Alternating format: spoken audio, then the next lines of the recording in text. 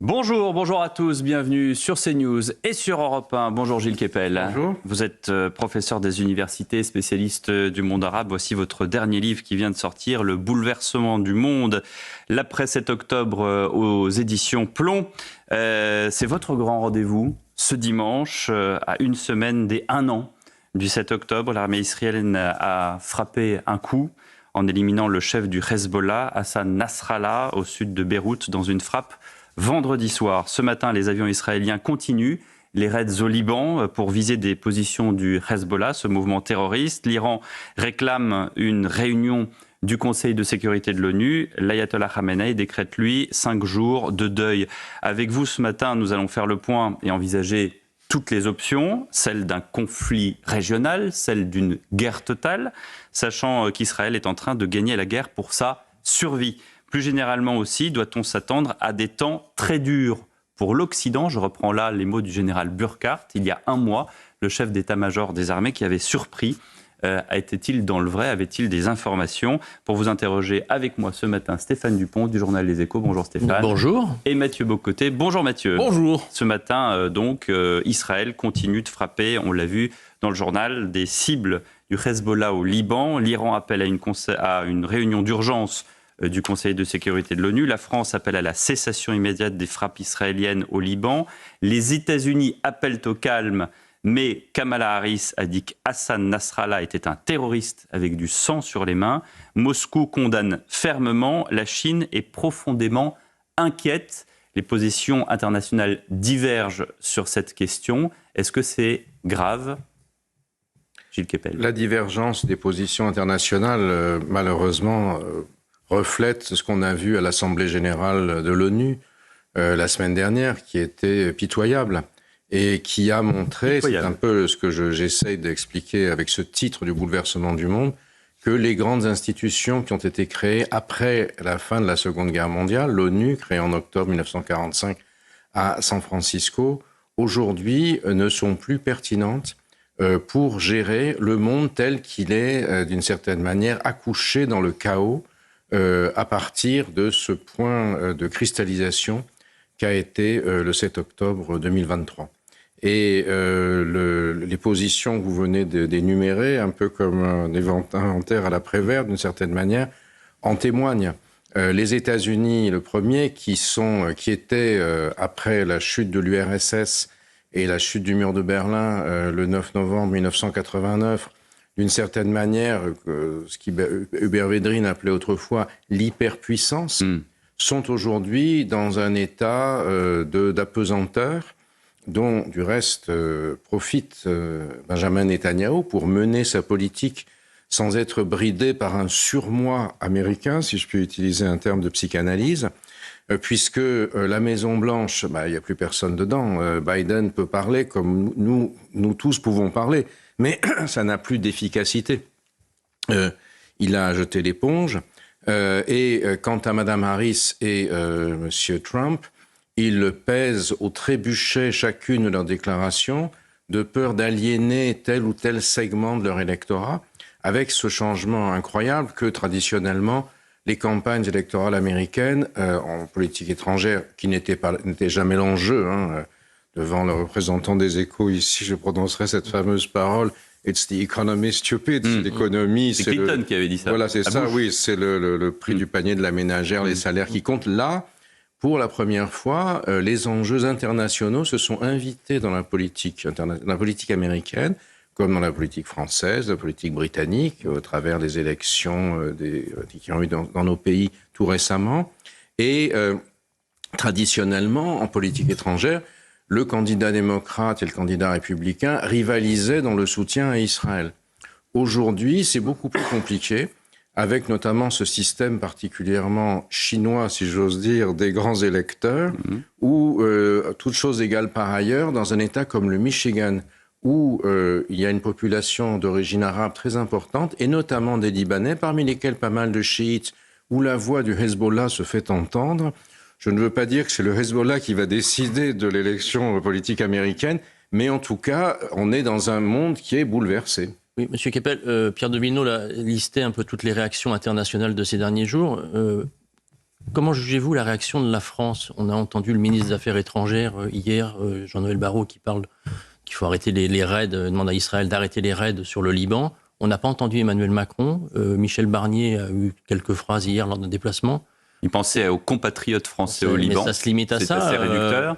Est-ce que c'est pas ce silence assourdissant de la France là depuis 2 jours, ça vous surprend ou pas? Alors, la France, par rapport au Liban, a une histoire particulière, puisque le Liban est la création de la France. Le Liban mandataire qui avait été confié par la Société des Nations avec la Syrie du reste à la France, c'est un pays qui avait été créé par la France, découpé par la France pour permettre à ce qu'il y ait une majorité chrétienne à l'époque, et un État de majorité chrétienne dans la région. Ça a changé énormément du fait des différentiels démographiques. Les chiites ont eu de très nombreux enfants quand les chrétiens, où il y avait une classe moyenne plus importante, en avaient de moins en moins et aussi ont beaucoup émigré par le biais des réseaux des églises, justement au Canada, en France, aux États-Unis, en Australie et ailleurs. Et bien sûr, la France, quand elle parle du Liban, se sent d'une certaine manière une sorte de responsabilité, puisque c'est elle qui a créé les fondements de cette situation qui finalement n'a pas du tout abouti à ce que les gens souhaitaient au départ. Mais Benjamin Netanyahou, quand il frappe à travers Tsahal certaines positions du Liban, il dit « je ne frappe pas les Libanais, je frappe le Hezbollah, qui est un mouvement terroriste ». Est-ce que vous comprenez la tactique du gouvernement israélien? Ah oui, sa tactique, sa stratégie, elles sont très claires. Il frappe effectivement le Hezbollah et du point de vue militaire, Netanyahou, en ce moment, est en train de remporter un succès. Alors, je ne sais pas ce qui va se passer ultérieurement. Mais là, on n'est plus du point de vue électoral de Benjamin Netanyahou. Enfin, je parle sous votre contrôle. Non, on est là. Israël, je l'ai dit tout à l'heure en introduction, Israël, dans cette guerre, joue sa survie. Oui, mais oui, tout à fait. Mais ce que je vous dis, c'est que, on parlera de Netanyahou ensuite, mais il est Premier ministre, donc il représente l'État d'Israël en cette qualité. Et c'est un succès militaire qui, d'une certaine manière, efface ou lave, si je puis dire, l'échec du 7 octobre, l'échec du renseignement militaire et l'échec personnel de Netanyahou, qui ne voulait pas croire que Sinwar allait attaquer.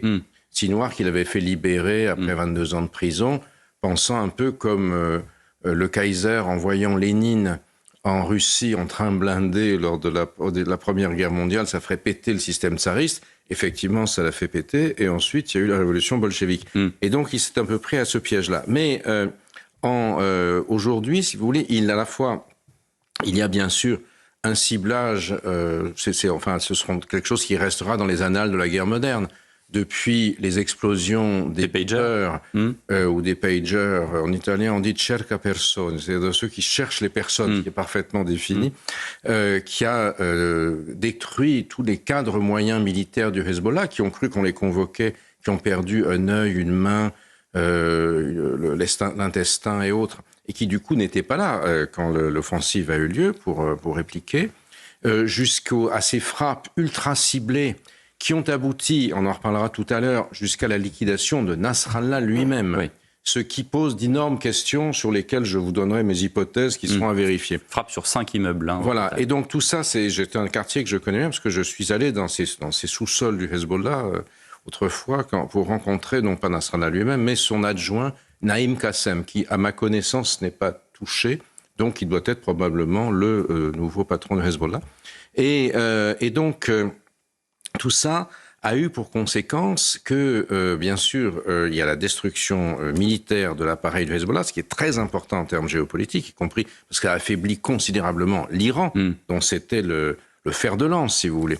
Mais également, vous avez des dommages collatéraux, comme on appelle ça, c'est horrible cette expression, qui font que tous les civils fuient, que des gens qui n'étaient pas nécessairement du Hezbollah se font bombarder, etc. Donc, si vous voulez, on est dans une logique de guerre avec toutes les dimensions. Et vous l'avez dit, nous reviendrons dans un instant sur les hypothèses autour de Nasrallah, mais pour seulement terminer l'inventaire des réactions. Vous avez évoqué aux États-Unis, vous avez évoqué en France. Je me permets pour vous poser la question aussi le traitement médiatique de cette nouvelle en France. J'ai eu l'impression, lisant certains journaux, que Nasrallah meurt et c'est un mélange de Che Guevara et de Bob Marley et de figures spirituelles ou du Dalai Lama qui venaient de disparaître. Un traitement très positif d'un personnage qui est pourtant généralement considéré comme dangereux, sinon terroriste. Oui, effectivement, j'ai remarqué ça moi-même en lisant un quotidien sur mon téléphone ce matin qui m'a un peu surpris. Mais en effet, Nasrallah faisait l'objet d'une dévotion extraordinaire de ses adeptes. Certains disent, bon, mais Israël avait déjà tué le chef précédent du Hezbollah, Abbas Moussaoui, il y a 32 ans. Et ça n'avait rien changé. Nasrallah, quand même, a construit, si vous voulez, c'est la principale figure mystico-politique du chiisme contemporain, chiisme militant contemporain. À tel point qu'il y a même des gens qui ont cru, dans les quartiers populaires de Beyrouth, des chiites, qu'en fait, il n'était pas mort, qu'il s'était occulté, tel le Messie, tel le Mahdi, et qu'il allait revenir pour remplir la terre de lumière et de justice et effacer les ténèbres. Il y a cette croyance messianique qui est très présente dans le chiisme. Je l'imagine, mais en Occident. Une forme de tiers-mondisme un peu étrange, peut-être, encore aujourd'hui. Bien sûr, et effectivement, et ça, si vous voulez, ça nous renvoie aussi à des débats franco-français, puisque ce qui s'est passé avec le 7 octobre a pour conséquence des clivages identitaires dans la société française. Gilles Kepel, est-ce que le Hezbollah est une hydre à plusieurs têtes ? Vous avez cité le numéro 2 du mouvement qui pourrait succéder à Nasrallah. On parle également de son cousin, Hachem Safieddine, figure éminente qui est appelé comme un successeur potentiel. Ça, c'est une première question. Jusqu'où peut aller le Hezbollah ? Est-ce qu'il aura la même intensité qu'avant ? Et puis, la question aussi, c'est que va faire l'Iran ? On a l'ayatollah Khamenei qui déclare 5 jours de deuil dans le pays.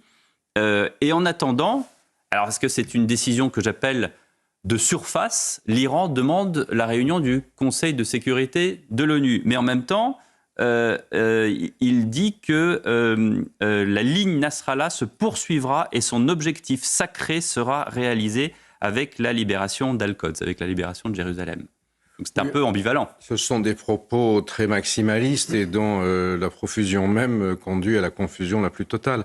Et qui manifeste, j'y reviendrai dans un instant, qu'aujourd'hui, ça ne va pas du tout bien au sommet de la République islamique.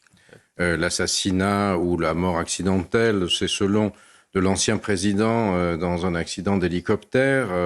Le fait que Haniyeh, le patron du Hamas, ait été tué dans une résidence ultra sécurisée des gardiens de la Révolution. Les circonstances de la mort de Nasrallah, il faut qu'on y revienne aussi. Tout ça, ça fait une consécution de faits qui est extrêmement curieuse et qui me laisse penser que la République islamique est un peu dans une situation comme celle de la Russie avant la chute de l'URSS. Donc ces mouvements n'auront plus la même intensité qu'avant. Attendez, on n'y est pas encore, mais...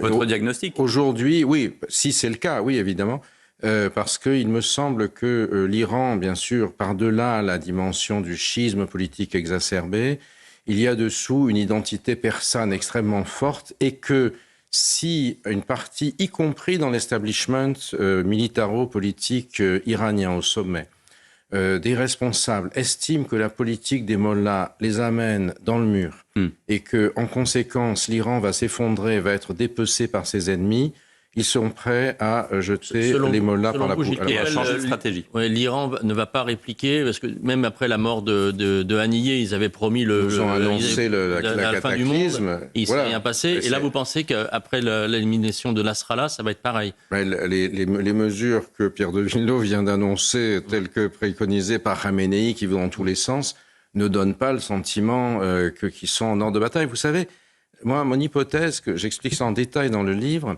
c'est que Sinwar les a pris par surprise. Sinwar, dirigeant du Hamas, un parti sunnite, qui n'a pas la même allégeance absolue que Nasrallah, dirigeant d'un parti chiite, au guide de la révolution. Et lui, il avait son propre agenda. On va profiter des illusions de Netanyahou, de l'effet de surprise du 7 octobre, etc., pour infliger des dommages à Israël, qui d'ailleurs ont probablement largement dépassé ce que lui-même pensait. Il ne savait pas qu'il y avait la fête de Nova. Il a tué un nombre de personnes incroyable, presque de 1200, beaucoup d'otages, pensant qu'il pourrait s'en servir comme arme pour faire chanter les Israéliens, mais le paradigme a été complètement bouleversé. Il y a eu tellement de morts qu'à ce moment-là, Israël a été d'une certaine manière désinhibé dans sa politique habituelle, qui est celle de la riposte disproportionnée. Et de ce fait, les Iraniens et le Hezbollah ont été entraînés dans l'engrenage, alors que ils n'étaient pas en ordre de bataille. Leur stratégie, c'était des coups gradués pour finir par grignoter et user Israël. Et là, ils ont été pris à cause de si noirs dans un engrenage qui a fait qu'ils n'ont pas pu finalement faire la surenchère militaire. Et il me semble que la mort de Nasrallah, sur laquelle j'ai par quelques hypothèses à formuler, c'est quelque chose qui est une catastrophe. Oui, je pense que, je vais vous le dire, ça ne suffit pas d'avoir la connaissance de l'intelligence artificielle, d'avoir récolté toutes les données du monde. Nasrallah était introuvable. Tout d'un coup, il a été trouvé. Il a été installé dans un immeuble de la Dahiyeh, ce qui veut dire la banlieue en arabe, avec là où étaient aussi d'autres personnes. Ça me semble très difficile à comprendre. Si une partie de l'establishment, disons, du renseignement iranien n'a pas été, disons, sinon complice, du moins, n'a pas laissé faire. Je crois aujourd'hui... C'est les Iraniens qui l'auraient livré. Les Iraniens, en général, non, c'est trop non, dire. Les services secrets iraniens qui l'auraient livré à Israël, que, si vous voulez, je pense qu'il y a aujourd'hui les 3 morts consécutives. Celle d'Ibrahim Raïssi, celle de Haniyeh au sein du grand centre des passes d'Aran ultra sécurisé, et celle de Nasrallah. Tout cela me semble aller dans le même sens, à savoir qu'il y a une partie de l'establishment iranien aujourd'hui qui a envie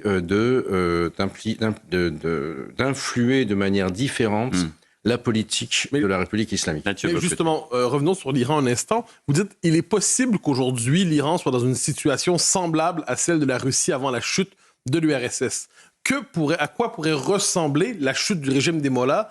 À quoi pourrait ressembler, autrement dit, un Iran débarrassé du cycle révolutionnaire engagé par Khomeini? Alors, tout d'abord, on n'en est pas encore là, bien sûr. Mais c'est une hypothèse qui traîne depuis longtemps dans la vie publique. Oui, alors, ça fait même depuis la République islamique que tous les jours, vous avez des monarchistes exilés en Californie qui vous disent « c'est demain matin ».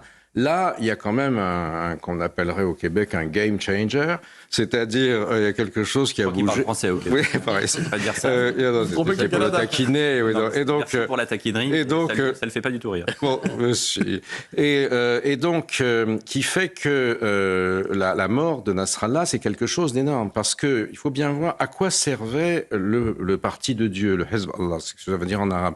Ça servait de force de dissuasion pour protéger l'Iran. Si les Américains avaient voulu tirer sur les sites nucléaires de Natanz en Iran, le Hezbollah allait tirer préventivement des missiles sur Israël. À une époque où, en Israël, quand il y avait 10 morts israéliens, c'est une catastrophe nationale. Aujourd'hui, il y en a eu 1200, enfin le 7 octobre. Et les critères ont complètement changé. Donc, ce qui fait qu'il y a eu en contrepartie, en rétorsion, alors c'est monstrueux, il y a eu 40 000 morts au moins à Gaza, 2 millions de déplacés, 100 000 blessés. Donc, on a complètement changé de dimension. Et le Hezbollah n'a pas été capable, si vous voulez, d'assurer à ce moment-là. Et aujourd'hui, avec la liquidation militaire d'une grande partie de la force offensive du Hezbollah, l'Iran se retrouve en première ligne. Il n'est plus protégé par le Hezbollah, qui était à la fois un glaive, si j'ose dire, et un bouclier. Et je parle aux militaires, en vous, qui vont reconnaître ça. Et donc, ça change complètement la donne. L'Iran est très exposé, et les dirigeants iraniens aujourd'hui, ou une partie d'entre eux, n'ont pas envie de se retrouver en première ligne, parce qu'ils sont extrêmement fragilisés. Donc vous ne croyez pas à une escalade? Alors, on a une escalade verbale, oui, vous l'avez entendu. Une escalade militaire. On a quand même eu plusieurs exemples. Vous voulez, quand les Israéliens ont liquidé des généraux des gardiens de la Révolution en Syrie. La Syrie aussi n'est pas bien. Hein. Tout le monde dit chacun pleure au Moyen-Orient, Nasrallah. Non. Au Liban, un certain nombre, pas seulement hors des chiites, mais parmi les chiites qui ont subi le joug du Nasrallah, ils ne pleurent pas du tout. À Damas, où j'ai eu des informations toutes fraîches, l'opposition à Bachar fait la fête, puisque sans les gardiens et la révolution et sans les miliciens du Hezbollah, le régime d'Assad est extrêmement fragilisé. Mais ça veut dire, Gilles Kepel, pardonnez-moi de vous couper, mais parce que là, vous avez ouvert une brèche qui est très intéressante. Vous avez parlé de l'Iran qui est en première ligne. Vous avez parlé du fait que les Américains, à une époque, avaient envisagé de viser des sites militaires et nucléaires à l'Iran. Est-ce que ça veut dire que peut-être que la prochaine cible, c'est l'Iran, quelle que soit l'armée, que ce soit l'armée américaine, j'en doute, mais peut-être que les Israéliens ont maintenant, vu que la voie est libre d'une certaine manière, en anticipant, peut-être, pourrait viser certains sites en Iran. Du point de vue militaire. Mais politiquement, je crois qu'à mon avis, ça n'est pas la peine. Par exemple, il y a la question, est-ce que les Israéliens vont entrer au Liban ? Les boots sont des bottes sur le terrain. Netanyahou a déjà dit... Oui, il a dit, Halevi a dit on va le faire. On a vu des mouvements de chars qui arrivaient dans le pays. Mais tant qu'on ne les a pas vus sur le terrain, ils n'y sont pas. Et pourquoi ? Parce qu'il faut bien voir qu'Israël a déjà envahi le sud du Liban et ils sont revenus à la maison. La Queba, c'était une catastrophe politique et militaire. Ils ont fait partir tout le monde par les bombardements. Quel est l'objectif de Netanyahou ? D'abord et avant tout, là pour des raisons aussi électorales, c'est de faire revenir chez eux les habitants de la Haute-Galilée.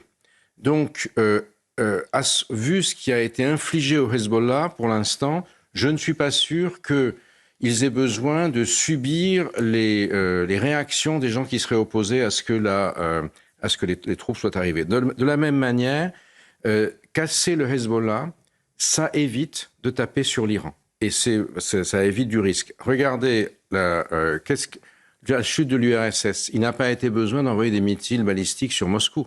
Il a suffi que l'armée rouge quitte la queue basse Kaboul le 15 février 1989.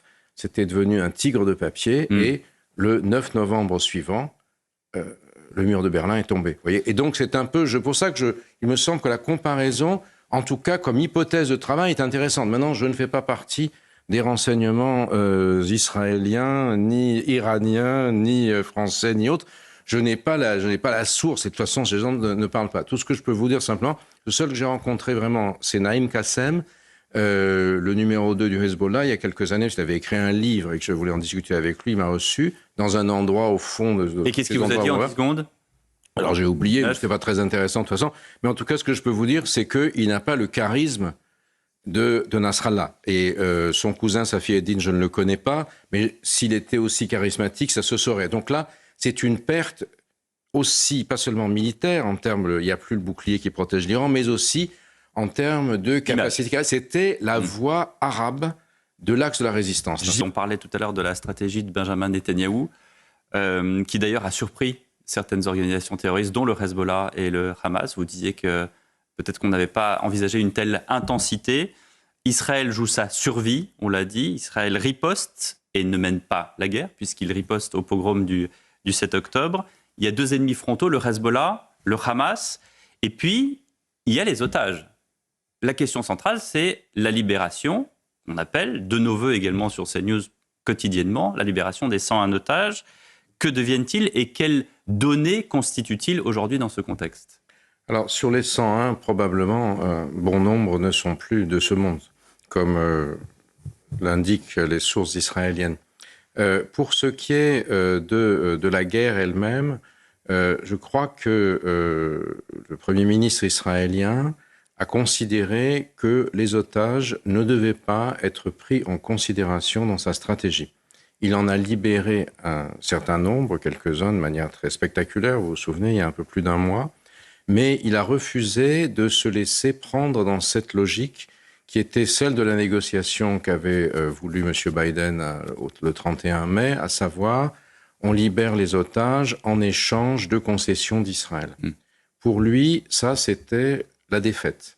On a laissé les otages de côté et son objectif principal, c'est d'être celui qui va détruire les principaux ennemis d'Israël. Un peu comme Josué, dans la Bible, selon le récit biblique, si vous voulez, avait détruit les Cananéens à Jéricho après l'épisode des trompettes. Et c'est ça qui compte pour lui, c'est aussi ça qui est très important pour assurer la cohésion de sa majorité. Il y a une très forte pression des suprémacistes ou des sionistes religieux, Ben Gvir et Smotrich, dont les partis comptent 18 membres de la Knesset. Sans eux, il n'a plus de majorité. Et c'était quelque chose qui, effectivement, qui a changé la donne parce que, précisément, autrefois, comme on l'a mentionné tout à l'heure, Israël était tellement attaché à défendre même un de ses ressortissants. Rappelez-vous, le caporal franco-israélien Gilad Shalit avait été libéré en échange échange fait par Netanyahou lui-même de 1027 personnes, dont Yahya Sinwar. Et là, ça n'est plus cette logique qui prévaut. À savoir que si Hamas a pris tous ces otages, c'est parce qu'ils pensaient qu'ils avaient un levier pour faire pression sur Israël.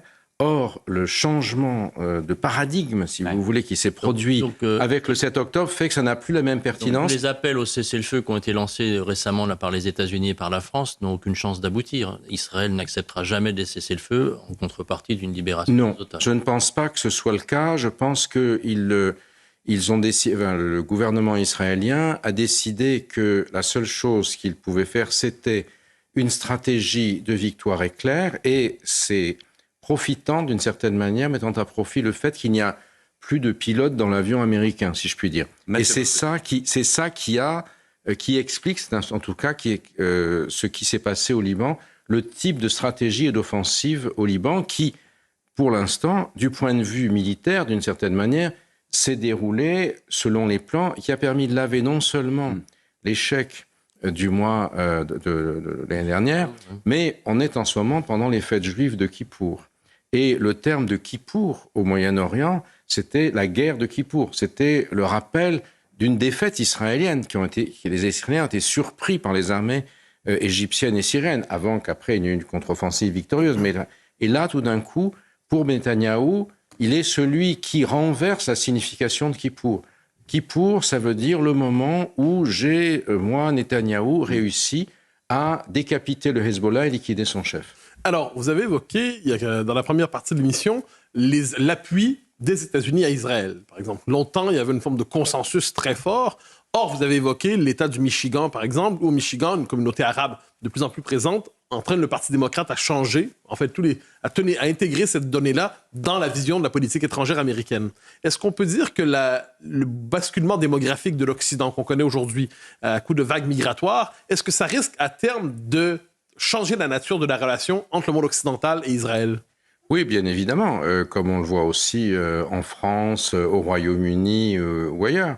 À l'occasion des bombardements sur Gaza et des nombres de morts, il y a eu par exemple au Royaume-Uni des pressions gigantesques qui ont fait qu'une partie de la communauté juive s'est sentie très en danger, beaucoup plus du reste qu'en France, qu'on montrait autrefois au doigt. Et peut-être il y a eu des débats là-dessus où il me semblait que notamment une intégration plus profonde, plus dense de la population originaire du Maghreb ou de l'Europe centrale de confession juive dans le tissu français a été quelque chose qui a été un facteur de protection supplémentaire, je crois, davantage que dans les pays où les communautés sont restées dans une logique un peu plus marginale. Mais effectivement, la démographie des États-Unis reflète la démographie du monde. Et ce qui est frappant au Michigan, c'est que donc d'une part, est-ce que le Hezbollah défait militairement au Liban peut être un facteur pour l'élection américaine? On est dans le bouleversement du monde, si j'ose me citer. Mais figurez-vous, Mathieu, qu'il y a un certain nombre par exemple, le premier maire yéménite américain dans le Michigan a fait, qu'on appelle, alors je n'ose plus parler anglais devant vous, l'endorsement, le soutien à Trump. Parce qu'il considère qu'au fond, Kamala Harris fait partie, c'est la vice-présidente de Biden, qui, la semaine dernière, les Américains ont accordé 8,7 milliards de dollars de crédits militaires à Israël pour se défendre. Et donc, elle est coupable d'avoir soutenu militairement Israël. Donc, si vous voulez, et Trump joue, alors qui est pourtant le meilleur ami de Bibi Netanyahou, mais joue aussi sur la dimension conservatrice de son message, le refus de l'avortement, etc. En débat, il y a quelques semaines, il dit, si les démocrates l'emportent, Israël n'existe plus dans 2 ans. Oui, ça, c'est ce qui... Mais La rhétorique. Comme vous le savez, un candidat dit plusieurs choses différentes. Le problème, c'est que tout le monde n'entend pas exactement la même chose. C'est pourquoi aussi, cette fois-ci surtout, l'élection américaine se joue sur le fil. Aucun d'entre nous ici ne prendra le pari de dire c'est Kamala ou c'est Trump qui va gagner. Un jour c'est l'un, un jour c'est l'autre. Et le système des grands électeurs est tellement compliqué et c'est tellement perverti aujourd'hui que on peut avoir un petit groupe organisé dans un endroit, que ce soit l'Arizona ou autre, qui fait basculer l'élection, même s'il y a 4 millions de plus pour l'un. C'est l'autre qui peut gagner. Alors Mathieu Bocoté parle des États-Unis, moi je vais parler de la Russie, puisque Poutine, on s'en souvient, dans la guerre en Syrie, avait soutenu Bachar al-Assad, c'est le cas encore aujourd'hui. Quand je lis les déclarations d'hier de Sergueï Lavrov, le chef de la diplomatie russe, qui dit « Mon impression est que certains cherchent à provoquer l'Iran pour ensuite provoquer les États-Unis et ensuite déclencher une guerre totale dans la région entière. Est-ce que là aussi c'est, pardonnez-moi l'expression, de l'esbrouf, comme vous avez l'air de le dire, pour les autorités iraniennes, ou est-ce que, avec l'appui aujourd'hui du Sud global, de certains pays du Sud global, on doit craindre un embrasement également ? Mais le Sud global est quelque chose de très hétérogène et fragmenté. Hein. Vous savez, par exemple... Oui, mais il suffit justement d'un déclenchement pour que... Oui, enfin, la Russie, elle est quand même bien occupée avec l'Ukraine. Leur capacité aujourd'hui à se projeter au Moyen-Orient, ça n'est plus ce que c'était. Et regardez par exemple aussi un autre morceau principal du pseudo-Sud global ou des BRICS, la Chine. La Chine est furieuse contre l'Iran, puisque quand il y a eu l'attaque du 7 octobre, donc comme je l'ai dit tout à l'heure, je pense que les Iraniens et le Hezbollah ont été pris par surprise. Le 3 novembre, Nasrallah a parlé en arabe. Les chaînes m'avaient demandé d'écouter pour dire s'il allait annoncer la Troisième Guerre mondiale. Quand c'était pas ça, ils ont dit « va, tu es libre ». Et il a dit « bon, c'est pas nous, mais les Houthis vont le faire ». Et l'Iran a envoyé les Houthis fleurs au fusil, si j'ose dire, ou aux missiles, pour tirer sur tout ce qui passait comme bateau dans la mer Rouge, au prétexte qu'ils allaient sur des ports israéliens. Ce n'était pas nécessairement le cas. Qu'est-ce qui s'est passé ? La route de la soie chinoise a été bloquée. Tout ce qui nous est apporté ici, qu'il y a sur ce plateau qui vient de Chine, a mis 3 semaines de... Pas tout à fait. A mis 3 semaines de plus en passant par l'Atlantique. Les Chinois sont furieux. Mathieu Bocoté, il vient pas de Chine, par exemple. Bon, par exemple, oui, mais il n'a pas voulu traverser le Pacifique, lui, donc il n'est pas inclus. L'Atlantique, pardon. Et donc, de l'autre côté. Et donc, le résultat, c'est que la Chine est en crise économique, les choses s'entassent, les conteneurs s'entassent sur les ports de Shanghai. Furieux, ils ont cessé d'acheter du pétrole à l'Iran, ils l'achètent à la Russie, qui en a à vendre encore moins cher. Donc, et ils ont même reconnu la souveraineté émiratiste sur les îles du Golfe Persique que l'Iran a piquées. Ce que vous nous dites, Gilles Kepel, c'est que les grandes puissances ont plutôt envie de calmer le jeu, de faire retomber un petit peu... Y compris Poutine, ce qui serait assez étonnant. Non, lui, il a toujours envie que ça n'aille pas bien pour les Occidentaux dans la région. Oui. Mais a-t-il les moyens lui-même de souffler sur les braises ? Dans la relation irano-russe, ce sont les Iraniens qui fournissent les missiles Shahed qui tirent sur les civils, de l'Ukraine. Oui, parce qu'ils sont pas chers, parce que les Russes les fabriquent pas, si vous voulez. Donc, on n'est pas tout à fait dans une relation de grande puissance à vassal. La Russie, me semble-t-il, aujourd'hui, n'a plus vraiment les moyens d'être un leader. Dit c'est la guerre totale, attention, attention, c'est plutôt de la com. La guerre totale, oui, pour l'instant, je n'y crois pas tellement. Non. Une phrase du général Burkhardt, qui est le chef d'état-major des armées, qui est arrivé à la réunion du MEDEF sur l'hippodrome de Longchamp, où étaient plutôt des entrepreneurs, on parlait plutôt de déficit, de la dette publique, de la difficulté de l'entreprise aujourd'hui en France, tellement les charges sont lourdes, etc., etc. Et puis voilà le SEMA, quand même, le chef d'état-major des armées, qui vient, et donc on imagine bien qu'il a des informations pour dire une chose pareille. Il faut se préparer à des temps assez durs, sinon très durs, pour l'Occident. Est-ce qu'on en est arrivé à cela ? Et est-ce que, du coup, on doit se défendre ? Et si oui, comment ? Le facteur de risque aujourd'hui est un enjeu majeur pour le monde de l'entreprise. Et notamment, arriver à imaginer quelles vont être les conséquences de la situation conflictuelle au Moyen-Orient sur les marchés, sur les investissements. On a parlé, par exemple, du trafic des marchandises pour CGA, CGM, pour Air France, qui annule ses vols régulièrement, pour le prix du pétrole. Ça sont des enjeux absolument gigantesques. Vous voyez, dans l'hypothèse où l'Iran reviendrait sur le marché, l'Iran, aujourd'hui, son pétrole sous embargo. Si le pétrole iranien et le gaz arrivent sur le marché, ça veut dire une baisse très importante des prix du pétrole.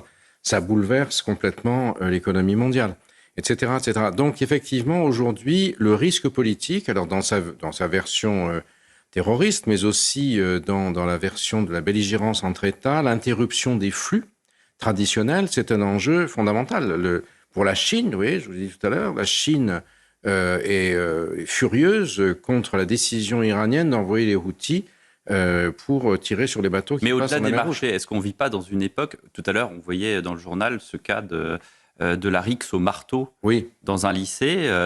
Est-ce qu'on n'est pas dans une époque où, pardonnez-moi ce raccourci un peu facile, mais est-ce que chacun n'a pas parfois des velléités d'être soi-même terroriste ? C'est ce qui se passe aujourd'hui, enfin, c'est partie de ce bouleversement du monde que j'ai décrit dans le livre, c'est que les polarisations identitaires remplacent dans nos sociétés aujourd'hui les polarisations sociales, qui étaient manifestées par un système qui les gérait à travers les parlements, etc.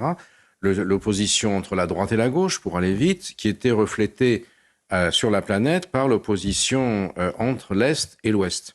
Tout ça s'est transformé avec la disparition du système soviétique.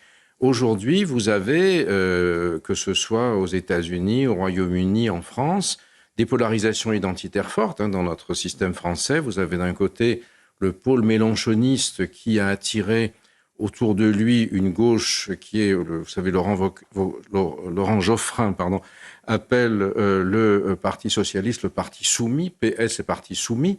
Et donc, on voit cette polarisation identitaire avec l'islamo-gauchisme, le wokisme d'un côté, et de l'autre... Pour des raisons électorales, d'ailleurs. Voilà, pour des raisons électorales, entre autres. Et de l'autre côté, le Rassemblement national qui a rassemblé plus de 10 millions de voix.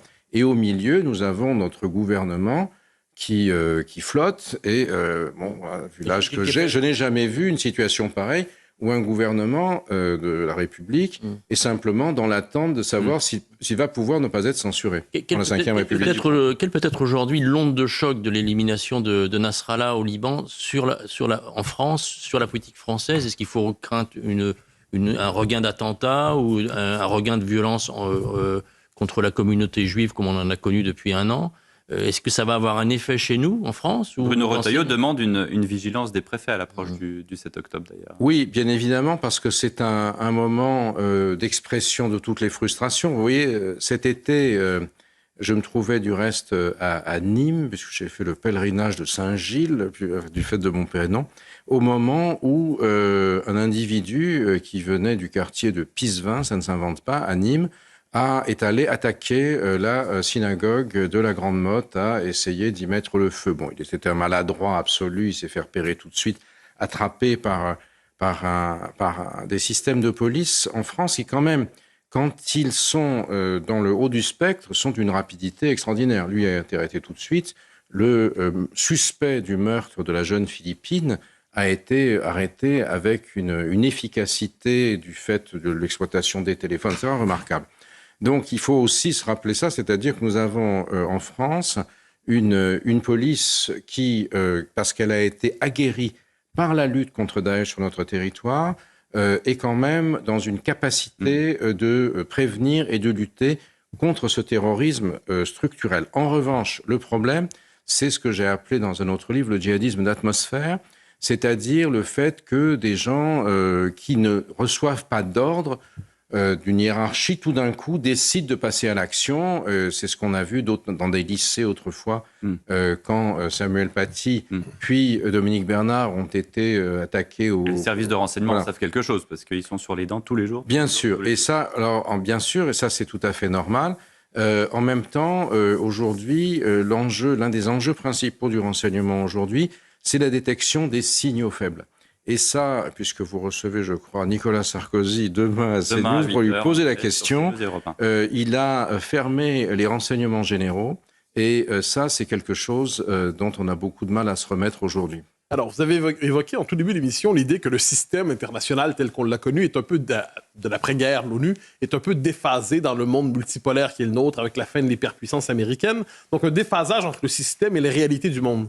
Est-ce qu'on peut dire que même les systèmes politiques occidentaux aujourd'hui sont un peu déphasés par rapport aux réalités? Donc, d'un côté, des systèmes libéraux, tranquilles, censés gérer des sociétés paisibles et prospères, et de l'autre côté, une société je dirais plus violente que jamais depuis plusieurs décennies, des sociétés tendues, hétérogènes. Est-ce qu'on peut un déphasage un peu partout des systèmes politiques et juridiques et des réalités démographiques et culturelles? Oui, on en a l'expression précise là, avec la question des grands électeurs américains, qui n'était pas du tout faite pour favoriser une minorité ethnique du Michigan, par exemple. On en a également l'expression au Royaume-Uni, où vous avez eu, c'est pas tellement une victoire travailliste qu'un échec des conservateurs, parce que le parti pro-Brexit l'a fait qu'ils sont tenus de ce second partout. Le parti réformiste. Il y a eu très peu de voix. Il y a eu des candidats Gaza qui ont été élus contre les travaillistes au Royaume-Uni. Quand un Rwandais a tué ces jeunes filles au Royaume-Uni, il y a eu évidemment des émeutes suscitées qui ont fait brûler des mosquées, alors que la personne en question n'avait rien de musulmane. Et donc, on voit bien que vous avez dans une société qui est politique et une société réelle qui sont de moins en moins en phase, puisque, au fond, ce qu'on disait tout à l'heure, la société politique était davantage adaptée à la gestion de l'antagonisme nord-sud, pour le dire vite, en tant qu'ancien gauchiste, entre le capitalisme et le socialisme, entre le capital et le travail, comme on disait autrefois. Tout ça, aujourd'hui, semble non pertinent.